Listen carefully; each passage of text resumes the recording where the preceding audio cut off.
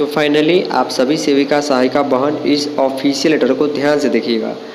जो DPO office Darbhanga जिले से जारी किया गया है। देखिए, मैंने शुरुआत में ही आप सभी को बताया हुआ है कि अगर आप सभी लोग संघ के साथ एकजुटता में या फिर आंगनबाड़ी वर्कर्स की एकजुटता में अगर संघ भी साथ नहीं देता है,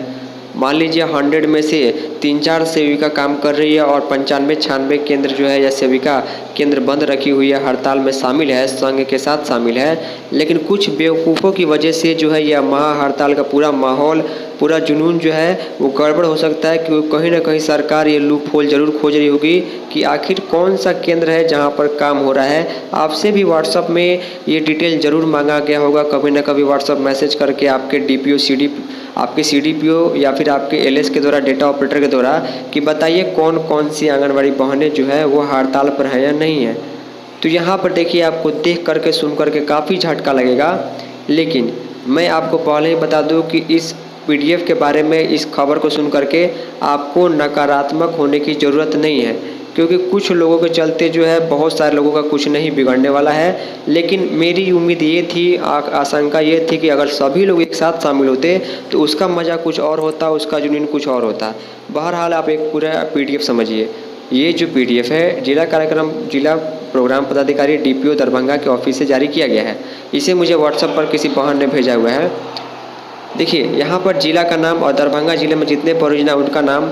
और यहाँ पर आप एक चीज़ ध्यान दीजिएगा, लिखा गया है कि हड़ताल से वापस आने वाली सेविका सहायिका का नाम यहाँ पर बहुत जगह नहीं है, उनके पति का नाम, आंगनबाड़ी केंद्र का नाम, कोड संख्या, पोषाहार वितरण की स्थिति और अभियुक्ति में। यहाँ से यहाँ तक अगर आप देखिएगा,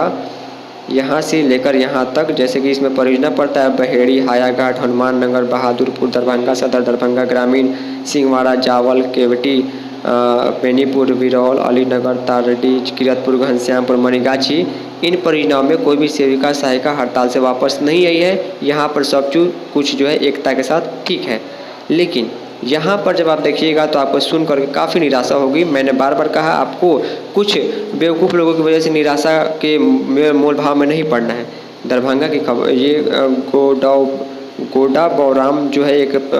परियोजना पड़ता है दरभंगा जिले में। यहाँ पर देखिए, इतने केंद्र जो है खुला गया है, पोषाहार संचालन हो रहा है और 28 केंद्रों की सेविका सहायिका हड़ताल से वापस आ चुकी है। कोड संख्या यहाँ पर दिया गया, दरभंगा जिले के गौडा बौराम परियोजना के इतनी सेविका सहायिका जिनका कोड संख्या यहाँ पर दिया गया है, जूम करके देख लीजिए, क्लियरली लिखा गया है यहाँ पर कि पोषाहार का संचालन हो रहा है और कुल 28 केंद्रों की सेविका सहायिका सिर्फ दरभंगा जिले में वापस आ चुकी है। यहाँ पर आप लोग देख लीजिए, डीपीओ दरभंगा का जो ज्ञापांक है और डेट 12 अक्टूबर का लेटेस्ट जानकारी, और डीपीओ दरभंगा का 12 अक्टूबर के साइन के साथ आपको सारी जानकारी देखने को मिल रही है।